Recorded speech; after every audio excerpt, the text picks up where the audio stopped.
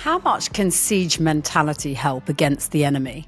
I mean, I think of Ben, my husband's sailing team, and I think of when they've been in the pit of despair in cup competitions and it's all looking terribly drab and a bit grim. And then someday there's this most incredible performance and everyone just galvanizes. It sort of brings the team together.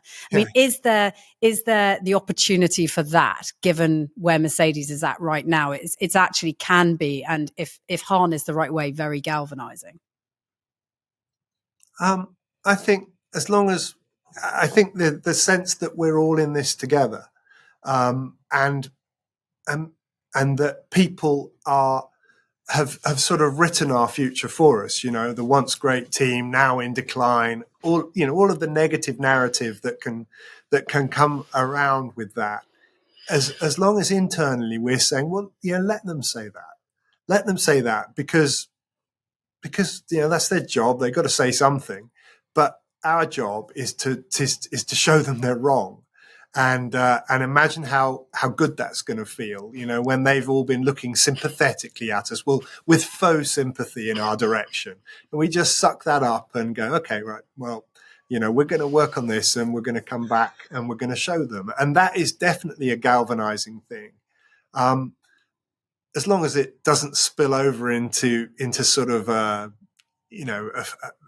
negative sort of victim complex, and it's more just the cheerful application of the skill in this place to come out and surprise people. Actually, we're not going to go quietly into the night, and actually this is a place full of extraordinary talent, and people who have got absolutely everything they need in their head, their character, and the equipment we have here at the factory to be resilient to this, and show that we can rebuild and produce a car that is deservedly at the front once more.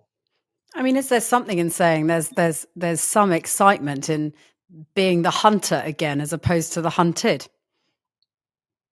Well, I certainly feel that. I think that as an organization, if you have been at the top and you start to fall, there's two ways of looking at that. There's a sort of backward looking way of lamenting what you once were, and sort of going, how could this have happened to us, and not how could this have happened to us in a way of saying, right, we need to be calmly assessing what it is that has made us fall away from the front, address that, and move forwards. But a sort of a keening lament of, oh my God, this is all so terrible, and how could we have fallen so low when we were once so great? If you have that sort of backward looking mentality, it can be quite depressing and likely actually to prolong the downturn. If on the other hand, you're able to say, well, we are where we are. Let's not pretend we are deserving of winning at the moment. Let's figure out what we need to do so we are deserving of winning, and let's enjoy that transition from what we deserve to be right now and what we're going to be in the future. The sooner everyone can be on that page, A, the shorter the slump is, and B, the more fun it is, because the sense of growing momentum is deeply joyful. And the idea that you're building the things that are going to allow you to walk around the paddock with your chest out at some point in the future, that's a really energizing thing. And so much as maybe the outside world might imagine this is deeply painful internally, and on one level it is, it's also really exciting, and a lot of whether it's the depressing or the exciting is sort of how you choose to look at it. It's also a little bit about how you look at things, isn't it? You have this very, very brilliant sense of perspective on life. And I think your attitude towards work and life in general is really interesting for somebody who occupies this position that you do at the top of the sport in what is a very, very full-on technical sport. Where does that come from? Where does your sense of perspective ultimately come from, do you think? Well, I'm not sure that it's brilliant or anything. That feels a little overgenerous. Um, I know I was brought up in a very cheerful family by very cheerful parents, and find that life's just way more fun if and and and goes better if you decide to look at it cheerfully and and try to enjoy it. And it just, to me, it just works better that way. And I've never found any profit in being overly self-flagellating. You just try to learn from mistakes and and and try to enjoy the time you spend with your colleagues, laugh at what's funny, and plot how we're going to be better in the future. It just, I don't know, I come from a cheerful family. It's a nicer way to live than being all sour faced. But it is an interesting one, James, because you come across a lot of characters who are occupying these sort of top roles in these various different sporting organizations. And there's this huge, overwhelming sort of that work dominates everything. And I know work is really important to you, Yeah. but you do have a really good balance for somebody that is able to, operate at that level. And I just think of it when I look at Ben and I think about how we sort of balance things and make things work. And Yeah. it is really hard when you're with people who are living these really fast paced work life existences, to sort of just find that sense of balance. But you have managed to do that. Yeah, I've been lucky along the way in some ways. I was, I'd say in my early 20s, I was really quite ambitious and and really, really wanted to think what the next thing was going to happen to me, try to be promoted and catch the eye of folk, above me. And at every point in my life, if there was a question of should I prioritize this challenge that work is presenting to me, or should I uh, give time to things outside of work, and most notably to my wife and my children, I would always choose the work path. And would sort of justify it to myself, saying, well, in a way, this is being done for my family as well, because if work goes well, then that is security for my family. That was my internal monologue. But I don't think it was an especially honest monologue. I think it was that I was just in the habit of saying yes to work challenge and taking for granted what was at home, that would be endlessly forgiving of those choices. And happily, I got sacked when I was in my late 20s, and that was a very, very brilliant experience. Didn't feel like it at the time, but if you gave it about 6 months or a year of perspective, it was really helpful, because it brought home to me the nature of what work is compared with what life is. And work is, a company is not a person. A company is a corporate thing that owes you as an individual no loyalty. A company has to look after what the company's interests are. And yet, as an individual, you can sort of give your whole self to that company at the expense of loads of other stuff. And then, stuff can go wrong in that company, and the company can decide to take a different path, and then you can find yourself on the wrong end of that, deservedly or not. And certainly played my part in a team that was not going well at the time. And and suddenly you realize that you've given everything to that company, but the company, if it reaches a cold-hearted decision or clear-sighted decision that it needs to change direction, it will just drop you like a stone. It will pay you contractually what you're owed and stuff, but emotionally there isn't a connection to a company. There are colleagues who love you and might be saddened by your disappearing, but a company is just a company, and family and life and friends are different to that. And so it's brilliant being sacked, because it taught me that lesson at an appropriately early age. And thereafter, I'm a still very hardworking person, I hope, and it's a thing I prize. But thereafter, me and Becca, my wife Becca, we found a much happier balance between where work was and where home was, and and that actually made me a better employee, weirdly too, because someone who's spending every single minute of their life at work, focused on work, thinking about nothing else, is a pretty dull person, and also quite a tired person, I find. And and by pulling back from it, having a more balanced relationship with it, still really, a hardworking sort of relationship with it, but not ambitious anymore. Just enjoy what you're doing, work hard at it, try to be a good teammate to the people around you, and just have fun doing it. And weirdly, that is actually way more effective than being ambitious.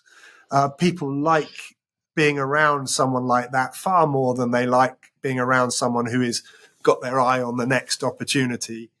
And and you have a much more fun time with your wife as well. So I was just dead lucky to be sacked. The other job you've got, of course, is to try and help my husband win the next America's Cup. How's that going? Well, I hope we're collectively put in enough work that we have bought ourselves a shot at that. I feel slightly fraudulent talking about it as if I can lay claim to any significant role in it, because certainly switching back to being technical director in F1 has left me far less time than I did have previously to work with Ben on that. But I see every week the extraordinary amount of effort that's being put in by that team of experienced marine engineers and a cohort of people who spent their lives previously in motor racing engineering, and I think collectively we've done some stuff of which we can be very rightly proud. Built some foundations that have, I think, moved things forward since the last America's Cup. We're definitely not favourites. It's quite a nice sort of underdoggy position to be in, because there's some good work been done there, and I think we may have bought ourselves the opportunity, if the next several months of work can be executed cleanly, bought ourselves the opportunity to surprise a few people. And I fervently hope that to be the case, because I can think of no more deserving a group of people who have given an enormous amount of their lives over the last couple of years to it. I can think of no more, and your husband far longer. I can think of no more deserving group to enjoy the success that effort richly deserves. Yeah, no, I completely agree. I mean, I remember a couple of years ago you saying when Mercedes came on board as full technical partners for the Cup bid, I remember you saying, this thing is so much harder than F1. I mean, do you still feel that way, or are you now slightly backtracking on that statement, having kind of thrown yourself back into the full F1 picture? No, but I'd want to give some context to it. That the hardness of it, it's not like F1 isn't hard, and there's aspects of F1 that are just ludicrously difficult to cope with, alongside all the pleasure. But there's but there is a large slab of America's Cup that the people that undertake it and do so willingly, they take on a level of sacrifice and an endurance challenge that Formula One folk do not have in the same measure. So the distance between the competitions is much longer. In Formula One, we've just finished a very intense season. It's only like 90 days and we're back out there again. And then every couple of weeks or every week, for a large chunk of the season, you're racing. And so you have this continuous feedback loop of where you stand, where your weaknesses are, and how, and therefore a goad to how to fix it. In America's Cup, you've got the knowledge that this cup is going to be in a number of years from now. It's one shot and therefore unbelievably high stakes. Although it's a number of years and therefore in human terms, that is a commitment of saying this is a significant slab of the amount of time I'm going to be on the planet, and I'm going to devote it to a thing that is going to take a very large chunk of me off the table for that number of years. And so it's simultaneously both a long time in terms of the span of your adult life, and it is the blink of an eye, because from the moment the starting gun fires in it, the deadlines come at you at a dizzying rate. You are behind the schedule all the way through it. And the pressure of that on people for that significant number of years, that takes quite a strong constitution to be able to deal with that. And it's a layer of psychological and physical challenge that is not faced in the same measure by Formula One folk.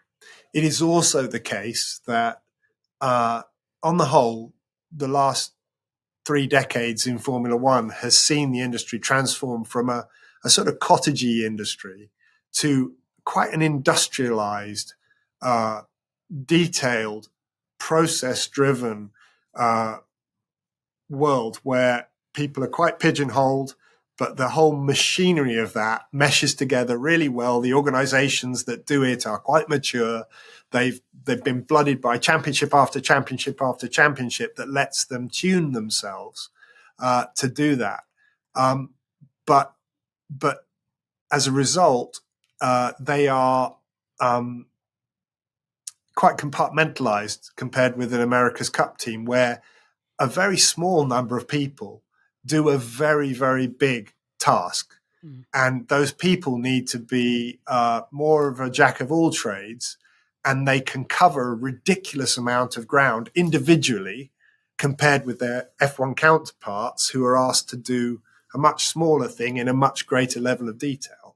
And that has been an interesting experience, seeing how much ground a marine background person is able to cover, the breadth of their knowledge, maybe less profound knowledge in any given area, but over a broader swathe of the vehicle that they operate on, which is a boat, not a car. And culturally, that's been interesting for someone who's been in the sort of mechanized part of F1 for the last few decades to see how a different world works. Yeah, that rings very true. I mean, I think of just the sailing team. They end up performing tasks that are so much greater than just sailing the boat. And that manifests itself throughout the entirety of the team in every different role. So I know exactly what you're talking about there. Okay, just want to ask you, ahead of the next Formula One season, are Mercedes going to be back to winning ways in 2024, or is it going to take a little longer? Don't know is the answer to that.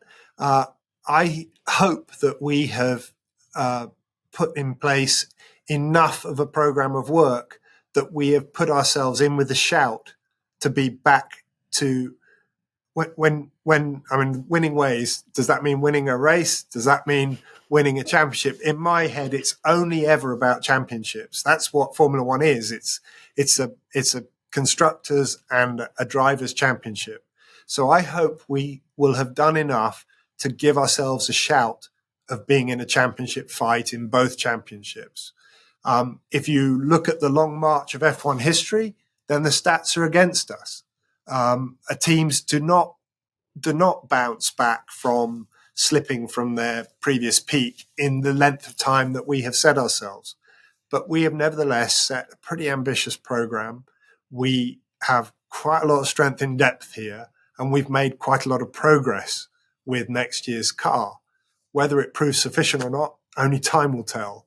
But that's what I'm hoping for us. And I know that all my colleagues and teammates around me will be hoping for the same.